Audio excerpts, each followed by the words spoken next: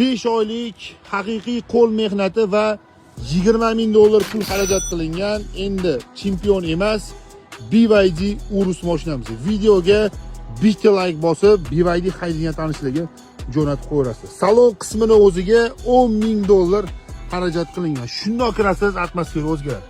Bitta monitor bilan tabloni hisobga olmasa, haqiqiy main tuningdagida ideal bo'lib qilingan. Logolarga alohida 5 baho, toza Italiyadan o'zidan italyanskiy Alcantara zakaz qilingan. Turkiyadan mana shu ayri rangdagi kojamizni zakaz qilingan. Perforatsiyalarga alohida lekin 5 baho, rulni o'zini ham ko'ryapsiz, peretashkasini va o'rtada ham aynan shu logomiz mavjud. Akoprintlariga lekin 5 baho bor. Rangini o'zini ideal qilib tanlashgan va mashinani o'zini ham rangi to'laqonli yashil rangi Urusni o'zidan olinib sepilgan. Qo'l mehnatida mana shu joylarni aytolman, ya'ni hamma narsa tayyor qilib qo'l mehnatida yasab qo'yilgan, sotib olinmagan. Ya'ni bir narsani sotib olib alohida qo'yishmagan, hamma narsa qo'l mehnatida qilingan. Diskalariga ham lekin alohida 5 baho, hattoki ichidagi supportlarni ham bo'yab qo'yishgan. Bu videoni BYD tanishligi